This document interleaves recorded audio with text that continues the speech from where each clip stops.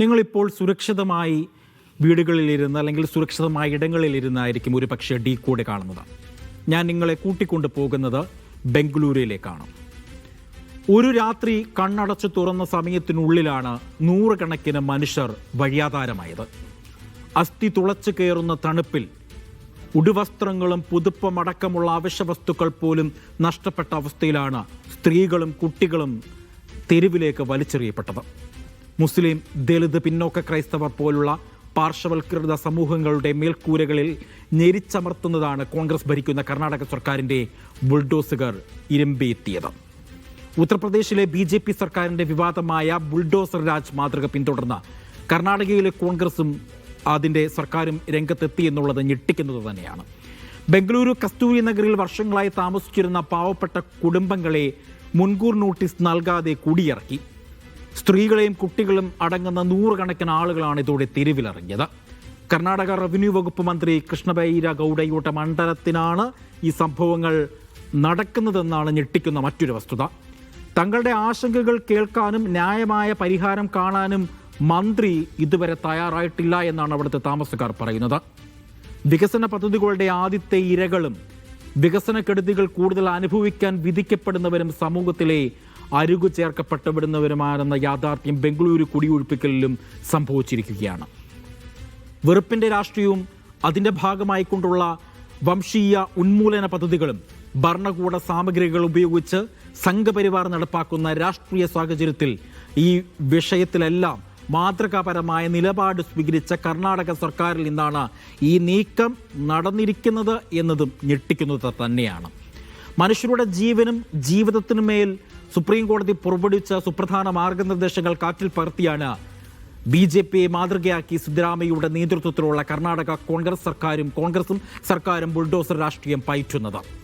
നമുക്ക് ഗ്രാഫിക്സിന്റെ സഹായത്തോടെ തന്നെ പരിശോധിക്കാം എന്താണ് കർണാടകയിൽ സംഭവിച്ചത് എന്നുള്ളത്. അതായത് സിദ്ധരാമയ്യയുടെ ബുൾഡോസർ രാജ് അതെങ്ങനെയായിരുന്നു എന്ന് നമുക്ക് നോക്കാം. അതായത് കസ്തൂരി നഗറിൽ താമസിക്കുന്ന നിരവധി കുടുംബങ്ങളെയാണ് ഈ ബുൾഡോസർ രാജ് പെരുവഴിയിലാക്കിയിരിക്കുന്നത്. ഒഴിപ്പിച്ചതാകട്ടെ പുലർച്ചെ 4 മണിക്ക്. ഈ പുലർച്ചെ 4 മണിക്ക് ഒഴിപ്പിക്കുമ്പോൾ അവരുടെ വസ്ത്രങ്ങളും വീട്ടുപകരണങ്ങളും പോലും മാറ്റാൻ അനുവദിച്ചില്ല എന്നുള്ളതാണ്. ശനിയാഴ്ച പുലർച്ചെ 4 മണിയോടെയാണ് മുന്നറിയിപ്പുകൾ ഒന്നും കൂടാതെ അധികൃതർ മണ്ണുമാന്തി യന്ത്രങ്ങളുമായി എത്തി കുടിലുകൾ പൊളിച്ച് മാറ്റാൻ തുടങ്ങിയത്.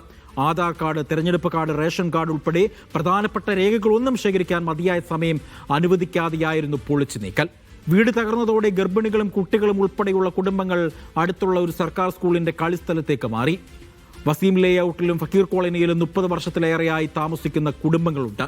ഈ വീടുകളാണ് ഒരു മുൻകൂർ അറിയിപ്പും കൂടാതെ അധികൃതർ പൊളിച്ചു മാറ്റിയത്. നമുക്ക് നോക്കാം. 2024 നവംബറിൽ സുപ്രീം കോടതി പുറപ്പെടുവിച്ച ഒരു സുപ്രധാനപ്പെട്ട വിധിയുണ്ട്. ആ വിധിയിൽ പറയുന്ന കാര്യങ്ങൾ, ഒന്നാമത്തെ കാര്യം ഇതാണ്: പാർപ്പിടം ജന്മ അവകാശമാണ്. കുറ്റാരോപിതനോ ശിക്ഷിക്കപ്പെട്ടവനോ ആണെന്ന കാരണത്താൽ വീട് തകർക്കാൻ പാടില്ല. നിരാലംബരായ സ്ത്രീകളെയും കുട്ടികളെയും തെരുവിലിറക്കരുത്. അത് അംഗീകരിക്കാനാകില്ല. പൊളിക്കുന്നതിന് 15 ദിവസം മുൻപ് തന്നെ നോട്ടീസ് നൽകണം. വ്യക്തിപരമായ വാദം കേൾക്കണം. അന്തിമ ഉത്തരവ് ഡിജിറ്റൽ പോർട്ടൽ പ്രസിദ്ധീകരിക്കണമെന്നാണ്. ഇത് 2024 നവംബർ മാസമാണ് സുപ്രീം കോടതി ഇത്തരത്തിലുള്ള ഉത്തരവ് പുറപ്പെടുവിച്ചത്. ഇന്ത്യൻ നീതിന്യായ വ്യവസ്ഥയുടെ ചരിത്രത്തിലെ സുപ്രധാനമായ തിരുത്തലായ ബുൾഡോസർ വിധിയുടെ നഗ്നമായ ലംഘനമാണ് കർണാടക കോൺഗ്രസും സർക്കാരും നടത്തിയിരിക്കുന്നത്. ഒരാൾ കുറ്റാരോപിതനോ ശിക്ഷിക്കപ്പെട്ടവനോ ആണെന്ന കാരണത്താൽ അയാളുടെ വീട് തകർക്കാൻ ഭരണകൂടത്തിന് അധികാരമില്ലെന്ന് ജസ്റ്റിസുമാരായ BR ഗവായിയും KV വിശ്വനാഥനും ഉൾപ്പെട്ട ബെഞ്ച് ബുൾഡോസർ വിധിയിൽ പ്രഖ്യാപിച്ചിരുന്നു.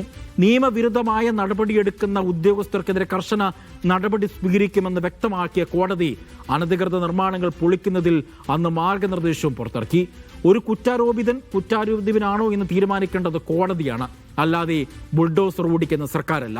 ഒരു വ്യക്തി ചെയ്ത തെറ്റിന് അയാളുടെ കുടുംബത്തെ മുഴുവൻ തെരുവിലാക്കുന്നത് ഭരണഘടനാ വിരുദ്ധമാണ് എന്ന് സുപ്രീം കോടതി പറഞ്ഞിരുന്നു.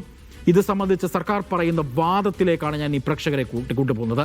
സർക്കാർ പറയുന്നു അത് സർക്കാർ ഭൂമിയാണ്, അത് കയ്യേറിയതാണ്. അതായത് കരമാലിന്യ സംസ്കരണ പദ്ധതികൾക്കായി നീക്കിവെച്ചിരിക്കുന്ന സർക്കാർ ഭൂമി കയ്യേറി കുടിലുകൾ സ്ഥാപിച്ച് എന്നാരോപിച്ചുകൊണ്ടായിരുന്നു ഈ പാവപ്പെട്ടവരെ വീടുകൾ പൊളിച്ച് മാറ്റിയത് എന്നുള്ളതാണ് ഏറ്റവും ഞെട്ടിക്കുന്ന വസ്തുത. നമുക്കൊപ്പം ഈ ഘട്ടത്തിൽ എ റഹീം എം പി കൂടെ ചേരുകയാണ്. എ റഹീം എം പി ഇന്ന് ആ സംഭവസ്ഥലം സന്ദർശിക്കുകയും അവിടെയുള്ള പാവപ്പെട്ട ആളുകളെ കാണുകയൊക്കെ ചെയ്തിട്ടുണ്ട്. അദ്ദേഹത്തോട് തന്നെ നമുക്ക് ചോദിക്കാം. ശ്രീ എ റഹീം, താങ്കൾ ഇന്ന് അവിടെ സന്ദർശിച്ചിരുന്നുവല്ലോ. അവിടെ അങ്ങ് കണ്ട ദയനീയമായ കാഴ്ച എന്തായിരുന്നു? നോക്കൂ, സ്ത്രീകളും കുട്ടികളും അടങ്ങുന്ന ആളുകൾ, നിരാലംബരായ ആളുകൾ, നമുക്കറിയാം ഈ ഡിസംബർ മാസത്തിലെ തണുപ്പ്, ആ തണുപ്പിനെ അതിജീവിക്കാൻ പോലും കഴിയാതെ അത്രത്തോളം ദയനീയമായ ഒരു അവസ്ഥയിലേക്ക് ഒരു പുലർച്ചെ തെരുവിലേക്ക് ഇറക്കപ്പെടുന്ന ഒരു സമീപനമായിരുന്നു അവിടെ കണ്ടത്. താങ്കൾ ഇന്ന് എന്തായിരുന്നു ശരിക്കും അവിടെ കണ്ട കാഴ്ച? ഇത് അങ്ങേയറ്റം ഭരണഘടനാ വിരുദ്ധമായ ഒരു പ്രവർത്തനമാണ് അവിടെ നടന്നത്. മനുഷ്യത്വ വിരുദ്ധമായ പ്രവർത്തനമാണ് നടന്നത്. 180-നും 200-നും ഇടയിലെ വീടുകൾ തകർക്കപ്പെട്ടു എന്നതാണ് ആ രംഗത്ത് പ്രവർത്തിച്ചുകൊണ്ടിരിക്കുന്ന സിവിൽ സൊസൈറ്റി ഗ്രൂപ്പുകൾ നൽകുന്ന സ്ഥിരീകരിക്കാവുന്ന കണക്കുകൾ. ആകെ വിക്ടിംസിന്റെ എണ്ണം 1000-ഓളം പേർ വരും. അങ്ങ് സൂചിപ്പിച്ചതുപോലെ അതിൽ സ്ത്രീകൾ, അതിൽ തന്നെ ഗർഭിണികൾ, കുഞ്ഞുങ്ങൾ, കിടപ്പ് രോഗികൾ, വൃദ്ധരായ മനുഷ്യർ, അങ്ങനെയുള്ളവരാണ്. ഇതിന്റെ സാമൂഹ്യ ഘടന വളരെ പ്രധാനപ്പെട്ടതാണ്. ഈ 1000-ഓളം വരുന്ന വിക്ടിംസിലെ മുഴുവൻ പേരും, കൂടുതൽ പേരും മുസ്ലിംസ് ആണ്. അത് കഴിഞ്ഞാൽ ദളിതാണ്. മുസ്ലിം, ദളിത് മൈനോറിറ്റി ഇന്ത്യയിലുടനീളം സംഘപരിവാർ ആസൂത്രണം ചെയ്ത് നടപ്പിലാക്കുന്ന ബുൾഡോസർ രാജിന്റെ ഇരകൾ മുഴുവൻ പേരും ഒന്നുകിൽ മുസ്ലിങ്ങളോ ഇല്ലെങ്കിൽ ദളിതരോ ആണ്. ഇവിടെയും ദൗർഭാഗ്യവശാൽ കോൺഗ്രസ് നേതൃത്വം കൊടുക്കുന്ന കർണാടക സർക്കാർ നടപ്പിലാക്കിയ ബുൾഡോസർ രാജിന്റെയും ഇരകൾ മുസ്ലിങ്ങളും ദളിതരും മാത്രമായി മാറി എന്നുള്ളതാണ് യാഥാർത്ഥ്യം. ഗവൺമെന്റ് പറയുന്നതിൽ യാതൊരു വാസ്തവവുമില്ല. അവിടെ പ്രവർത്തിക്കുന്ന സിവിൽ സൊസൈറ്റി ഗ്രൂപ്പുകളുമായി വളരെ ഗൗരവമായ ചർച്ചകൾ ഇന്ന് ഞാൻ നടത്തി. ഞങ്ങളുടെ പ്രതിനിധി സംഘം നടത്തിയ ചർച്ചയിൽ മനസ്സിലായ ഒരു കാര്യം അവർ സ്ഥിരീകരിച്ചു പറയുന്നു. അവിടെ ഇല്ലീഗൽ എൻക്രോച്ച്മെന്റ് അല്ല ഇത്.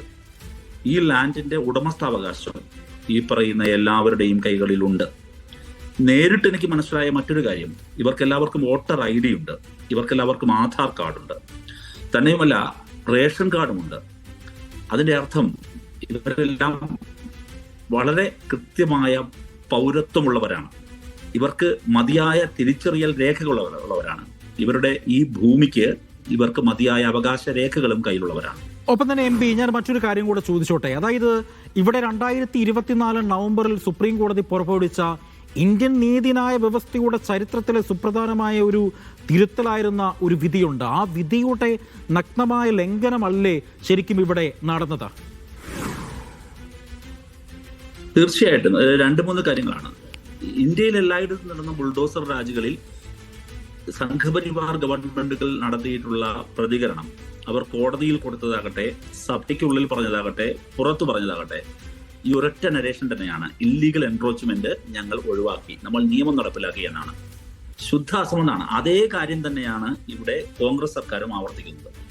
അങ്ങനെയെങ്കിൽ 2-3 ചോദ്യങ്ങൾ വളരെ പ്രസക്തമാവും. ഒന്ന്, താങ്കൾ പറഞ്ഞതുപോലെ അങ്ങനെ ഒരു വികസന പ്രവർത്തനത്തിന് വേണ്ടിയിട്ട് ആ ലാൻഡ് ഏറ്റെടുക്കുകയാണ്, സർക്കാർ ലാൻഡ് ഏറ്റെടുക്കുകയാണ് ഞങ്ങൾ ചെയ്തത് എന്നെങ്കിൽ എന്തുകൊണ്ടാണ് അവരുടെ റീഹാബിലിറ്റേഷന്റെ ഒരു റോഡ് മാപ്പ് അവർ തയ്യാറാക്കാതിരുന്നത്? ഒരു പദ്ധതിയും തയ്യാറാക്കിയിരുന്നില്ല, നോട്ടീസ് കൊടുത്തിരുന്നില്ല, റീഹാബിലിറ്റേഷന്റെ പദ്ധതിയില്ല. എന്നിട്ടോ പുലർച്ചെ വന്നിട്ട് ഈ മുഴുവൻ 3 മണിക്കൂർ കൊണ്ട് ഈ പാവങ്ങളുടെ വീടുകൾ ഇടിച്ചു നിരത്തുകയാണ് ചെയ്തത്. അതിലെന്ത് ധാർമ്മികതയാണ്? ഇത് നീതിയാണുള്ളത്? തന്നെയുമല്ല, ഇനി അടുത്തൊരു കാര്യം, വളരെ ലളിതമായി ചോദിക്കാനുള്ള ഒരു കാര്യം, ഇല്ലീഗൽ എൻക്രോച്ച്മെന്റ് ആണ് എങ്കിൽ പ്രിവിലേജ്ഡ് ഗ്രൂപ്പുകളുടെ കയ്യിലിരിക്കുന്ന എത്രയെത്ര നിയമവിരുദ്ധമായ നിർമ്മിതികൾ ബാംഗ്ലൂർ നഗരത്തിൽ തന്നെയുണ്ട്. അവിടെ എവിടേക്കെങ്കിലും ആ പ്രിവിലേജ്ഡ് ഗ്രൂപ്പിനിടയിലേക്ക് ഈ ബുൾഡോസറുകൾ പറഞ്ഞയക്കാൻ സിദ്ധരാമയ്യ സർക്കാരിന് തന്റെ ഇടമുണ്ടോ? അപ്പോൾ ഇത് ദുർബലർ, ചോദിക്കാനും പറയാനും ആരുമില്ലാത്ത മനുഷ്യർ എന്ന നിലയിലാണ് രാജ്യത്തെല്ലായിടത്തും ബുൾഡോസർ രാജിന്റെ ഇരകളായി മുസ്ലിങ്ങളും ദളിതരും വരുന്നത് എന്നുള്ളത് സ്വതന്ത്ര ഇന്ത്യയിലെ ഞെട്ടിപ്പിക്കുന്ന ഒരു കാര്യമാണ്. അത് ഒരിക്കലും ഉണ്ടാകാൻ പാടില്ലാത്ത ഈ പറയുന്ന ഒരു BJP ഇതര സർക്കാരിന്റെ ഭാഗത്തു നിന്നുണ്ടാകുന്നു. കോൺഗ്രസ് സർക്കാരിന്റെ ഭാഗത്തുനിന്നുണ്ടാകുന്നത് നീതീകരിക്കാനാകാത്ത കാര്യമാണ്. വളരെ പ്രധാനപ്പെട്ട ഒരു പ്രശ്നമുണ്ട്. അങ്ങ് പറഞ്ഞത് ഇതുവരെ പുറത്തു വരാത്ത, ഇന്ന് ഞങ്ങൾക്ക് നേരിട്ട് മനസ്സിലാക്കാൻ കഴിഞ്ഞൊരു കാര്യമുണ്ട്. ആദ്യത്തെ ദിവസം നടത്തിയ ഇലക്ഷൻ ബുൾഡോസർ രാജ് മാത്രമല്ല, ഇക്കഴിഞ്ഞ വെള്ളിയാഴ്ച ഉച്ചനേരത്ത് വീണ്ടും ഇതേ ബുൾഡോസർ സംഘം ബാക്കിയുള്ളവരെ കൂടി ഒഴിപ്പിക്കാൻ, അവിടെ നിന്ന് പൂർണ്ണമായി മനുഷ്യരെ ഒഴിപ്പിച്ച് ആ സ്ഥലത്തിന്റെ പൊസഷൻ ഏറ്റെടുക്കാൻ വേണ്ടി കടന്നു ചെന്നു. അത് നമസിന്റെ സമയം നോക്കി പ്രത്യേകമായി ആ സമയമാണ് അവർ നിശ്ചയിച്ചതെന്നുകൂടി സിവിൽ സൊസൈറ്റി ഗ്രൂപ്പുകാർ ഞങ്ങളോട് പറയുന്നു. അവരെല്ലാവരും ചേർന്ന് അതിനെ പ്രതിരോധിച്ചു, മടക്കി അയച്ചു. കോൺഗ്രസ് ഗവൺമെന്റ് നേതൃത്വം ഇത് സംബന്ധിച്ച് എന്തുകൊണ്ടാണ് ഇത് സംബന്ധിച്ച് പ്രതികരിക്കാത്തത്? കേരളത്തിന്റെ മുഖ്യമന്ത്രി ഇത് സംബന്ധിച്ചൊരു പ്രതികരണം നടത്തുകയും അതിനെ തുടർന്ന് മാധ്യമങ്ങൾ ഇത് ഏറ്റെടുക്കാൻ നിർബന്ധിതരാവുകയും ചെയ്യുന്നത് വരെ കോൺഗ്രസിന്റെ ഒരൊറ്റ നേതാവ് ഇത് സംബന്ധിച്ച് പറഞ്ഞിട്ടില്ല. റവന്യൂ മിനിസ്റ്ററുടെ അങ്ങ് പറഞ്ഞതും വളരെ വ്യക്തമാണ്. കോൺഗ്രസിന്റെ പ്രത്യേകിച്ച് കോൺഗ്രസിന്റെ ഒരു നേതാവ് പോലും ഈ വിഷയവുമായി ബന്ധപ്പെട്ട് പരസ്യമായി പ്രതികരണം നടത്തിയിട്ടില്ല എന്നുള്ള ഒരു വസ്തുതാപരമായ കാര്യം തന്നെയാണ്. ശ്രീ എ എം റഹീം, അവസാനമായ ഒരു ചോദ്യം കൂടി, അതായത് ഈ വിഷയം അങ്ങ് പാർലമെന്റിൽ ഉന്നയിക്കുമോ? ഹരിയാനയിലെ നൂഹിൽ ആദ്യമായി ബുൾഡോസർ രാജിന് ശേഷം അവിടെ എത്നിക് ക്ലെൻസിംഗ് എന്ന് അവിടെ ഹൈക്കോടതി തന്നെ വിശദമാക്കിയ അപകടകരമായ എത്നിക് ക്ലെൻസിംഗ് ആണ് അവിടെ നടന്നത്. അന്ന് പ്രതിനിധി സംഘത്തിൽ ഞാൻ ഉണ്ടായിരുന്നു. ഞങ്ങളുടെ ടീം അന്ന് അവിടെ പോയിരുന്നു. CPM അയച്ച പ്രതിനിധി സംഘമാണ്. ഞങ്ങളിതിൽ പ്രതിജ്ഞാബദ്ധമാണ്. എല്ലാവർക്കും അറിയാവുന്നതുപോലെ ഡൽഹിയിൽ ജഹാംഗീർപുരിയിലും ബൃന്ദാക്കാരാട്ടിന്റെ നേതൃത്വം നടത്തിയ പ്രതിരോധം നിങ്ങൾക്ക് ഓർമ്മയുണ്ടാകും. കോടതി മുന്നേറ്റത്തിലാകട്ടെ, പാർലമെന്റിനുള്ളിലാകട്ടെ, അതിലുപരി പുറത്താകട്ടെ, സമൂഹത്തിൽ ഈ ബുൾഡോസർ രാജിനെതിരായിട്ടുള്ള മുസ്ലിം ദളിത് വേട്ടയ്ക്കെതിരായിട്ടുള്ള പ്രതിരോധങ്ങൾ ശക്തമായി നമ്മൾ ഉയർത്തിക്കൊണ്ടിരിക്കുക തന്നെ ചെയ്യും. യാതൊരു സംശയവും വേണ്ട. അത് പാർലമെന്റിനകത്ത്, പാർലമെന്റ് പുറത്തും അത്തരം കാര്യങ്ങൾ ചെയ്യും. DYFI പ്രതിനിധി സംഘമാണ് ഇന്നവിടെ സന്ദർശിച്ചത്. കർണാടകയിലെ DYFI നേതൃത്വം ഇന്നവിടെ ഉണ്ടായിരുന്നു. തീർച്ചയായിട്ടും അങ്ങ് സൂചിപ്പിച്ചതുപോലെ തന്നെ വലിയ ഗൗരവമേറിയ ഒരു വിഷയം തന്നെയാണ്. ഒരു സുപ്രധാന പെട്ടെന്നൊരു ദിവസം ഇങ്ങനെ തെരുവിലേക്ക് ഇറങ്ങിക്കൊടുക്കേണ്ടി വന്ന നിസ്സഹായവരുടെ അവസ്ഥ, അതിൻ്റെ വേദനയുടെ ആഴവും ഉള്ളൊഴുക്കും അത്രത്തോളം നീർന്നത് തന്നെയാണ്. ഈ വിഷയത്തിൽ അടിയന്തര ഇടപെടലാണ് വിവിധ സംസ്ഥാനങ്ങളിലെ മുഖ്യമന്ത്രിമാർ, ഒപ്പം തന്നെ വിവിധ പാർട്ടികളെല്ലാം തന്നെയും ഈ വിഷയത്തിൽ ആവശ്യപ്പെടുന്നത്.